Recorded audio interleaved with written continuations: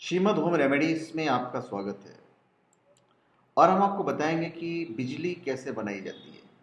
क्या आपको पता है? चलिए हम शुरुआत तो उससे करते हैं कि बिजली कैसे बनाई जाती है। देखिए, जब भारत में बिजली जाती है तो लोग छत पर चढ़कर देखते हैं। अगर पड़ोसी के घर आ रही है तो टेंशन बढ़ जाता है कि भाई ऐसा क्या हुआ। लेकिन उसकी भी गई तब खुश होकर कहते हैं कि चिंता कोई बात नहीं है, जब आना है तो आ जाएंगे। चलो, ये तो था मजाक की बात। अब आते हैं बिजली पर वापस।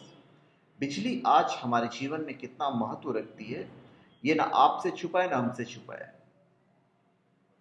पर क्या आपको पता है कि बिजली बनती कैसे है? शायद हर किसी को नहीं पता हो। आज हम आपको इसी विषय में जानकारी देने वाले हैं। और ये जानकारी मेरी अपनी जानकारी नहीं है। एक श्रीमती पूनम मिश्रा जी का हमने एक आर्टिकल पढ़ा था, और ये पूरा उसी आर्टिकल को मैंने अपने शब्दों में, या समझ लीजिए पूनम मिश्रा के जो शब्द थे उन्हें अपने शब्दों में कहने जा रहा हूँ।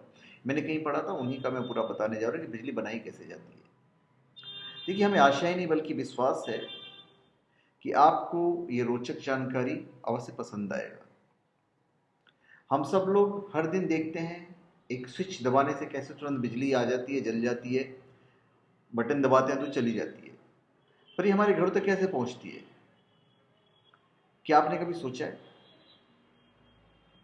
बिजली बनाने के पीछे जो नियम है वह है चुंबक के चलने पर बिजली का पैदा होना।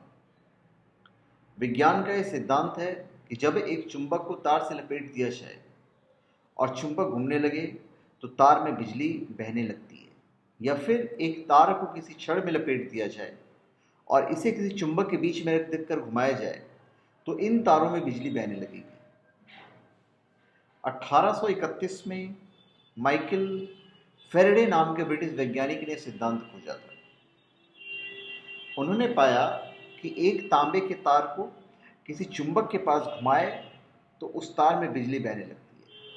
यानी अगर एक चुंबक और एक तार जो बिजली चालक है उसके बीच अगर गति है तब तार में बिजली पैदा होती है।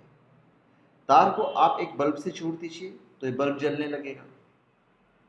यह आप अपने घर में बड़े आसानी से कर सकते हैं। घूमते हुए तार की यांत्रिक ऊर्जा विद्युत ऊर्जा में बदल जाती है। इसी नियम को आधार मानकर चलते हैं बिजली के घर। अब हमें यह पता चल गया है कि बिजली पैदा कैसे हो सकती है, तो हम क्रम से सोचें कि कैसे हम बिजली घर बना सकते हैं और हमें किन चीज़ों की ज़रूरत पड़ेगी। मैंने जो आपको नियम बताया उस नियम को लागू करने के लिए हमें चाहिए बहुत बड़े चुंबक, तार जिनमें बिजली का प्रभाव हो सकता है, एक बहुत बड़ी छड़ जिस पर यह तार बंधा हो, और इस छड़ को चलाने के लिए कोई मशीन। घर में आपने किसी बर्तन को भी ढककर पानी उबाला है? अगर किया है तो देखा होगा कि पानी उबलने पर ढक्कन या तो गिर जाता है या उछलने लगता है। इसका मतलब भाप में ऊर्जा है जो हम किसी मशीन को चलाने में इस्तेमाल कर सकते हैं। जेम्स वॉट ने स्टीम इंजन की शुरुआत इसी तरह उबलते पानी को देखकर की थी। फिर कोई नहीं, हम इसी भाप से आसानी से छड़ को चलाएं। पर भाप बनाने के लिए चाहिए बहुत सा पानी और बहुत सा ईंधन। हम अपना बिजली घर ऐसी जगह लगाएंगे जहां पानी का स्रोत हो, जैसे बहुत बड़ी झील या नदी। ईंधन के लिए हम इस्तेमाल कर सकते हैं कोयला। कोयले से चलने वाली बिजली घर की रूपरेखा तैयार हो जाती है। अब देखते हैं बिजली घर में यह सब कैसे होता है। कोयले से बनने वाली बिजली घर सबसे ज्यादा पाए जाते हैं। इन्हें थर्मल पावर प्लांट कहते हैं। इसमें कोयला जलाकर पानी को उबाला जाता है। कोयले को फर्नेस में जलाया जाता है जिसके ऊपर बॉयलर होता है जहां पानी भरा होता है। कोयला जितना अच्छा होगा उससे उतनी ज्यादा उष्ण ऊर्जा पैदा होगी, इसलिए कोयले को एकदम पाउडर बना दिया जाता है। पानी भाप बनकर बहुत ही मोटे पाइप से निकलकर टरबाइन में जाता है। या फिर ऐसा भी होता है कि फर्नेस में मोटे पाइप घूमते हैं जिसमें पानी बहता रहता है। यह गर्म होकर भाप बन जाता है और इन पाइप का एक सिरा टरबाइन से जुड़ा होता है। भाप की ऊर्जा से टरबाइन घूमती है और टरबाइन एक बड़ी सी चक्री होती है जिसमें ब्लेड लगे होते हैं। भाप के वेग से ये जोर से घूमने लगते हैं। ये जितनी तेजी से घूमेंगे हमारा बिजली वाला तार भी उतनी तेज घूमेगा और उतनी ज़्यादा बिजली पैदा होगी। इसलिए इस टरबाइन पर भाप को बहुत ऊंचे दबाव और ऊंचे तापमान से लाया जाता है। टरबाइन हमारी छड़ से जुड़ा है जिस पर तार बंधे हैं और जो चुंबक के बीच में रखता है। इसको जनरेटर कहते हैं। टरबाइन के चलने से छड़ घूमती है और उससे तार जो चुंबकाव क्षेत्र में रखा हुआ है। अब फेराडे नियम लगाना शुरू हो गया है और शुरू हो गई है तार में बिजली बहनी।